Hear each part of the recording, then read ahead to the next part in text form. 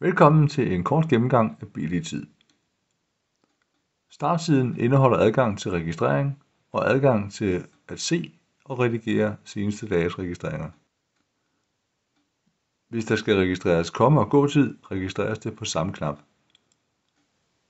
Aktiver knappen, når du møder på arbejde, og gør det igen, når din arbejdsdag slutter.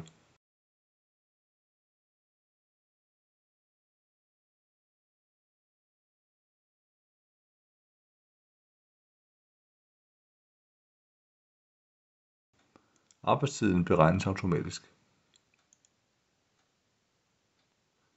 Hvis komme-gå-registrering ikke er krævet, kan du blot aktivere knappen dagens timer, tast antallet af timer, gem og luk ned.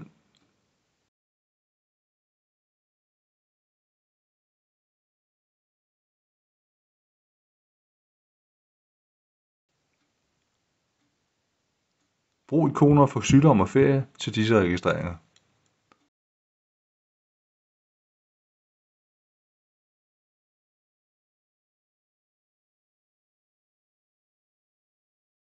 Du kan registrere for flere dage i den samme registrering.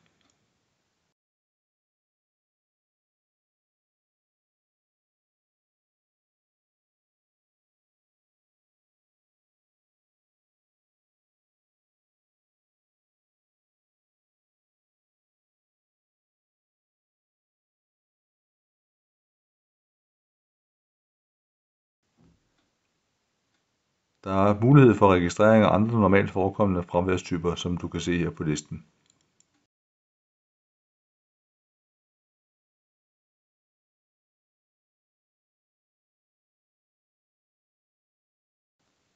Lad BD-tid registrere automatisk for medarbejderne, så de kun skal registrere tid ved afvigelser i den aftalte arbejdsplan.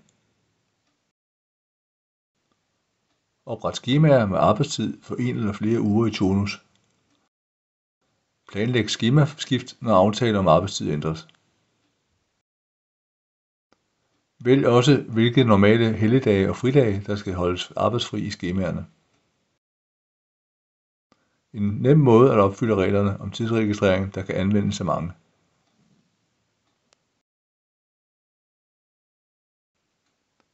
Brug kalendervisning som et overblik for dine registreringer og som direkte adgang til registrering og redigering af valgte dage.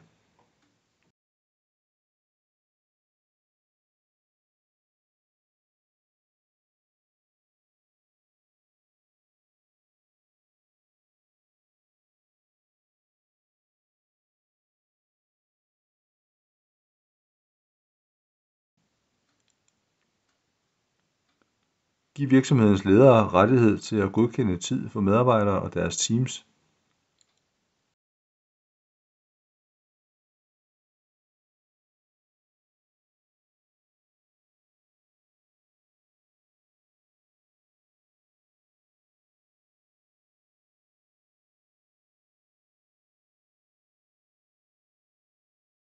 Både medarbejdere og virksomhed kan se registreringerne i BD-tid og downloade dem til ekstern brug.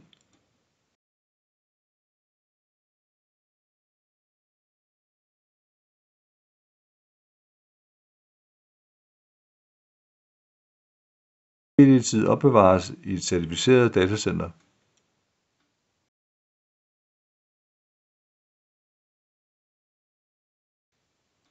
Se links i beskrivelsen af denne video, både til mere information og også til tilmelding til en gratis prøve i 30 dage.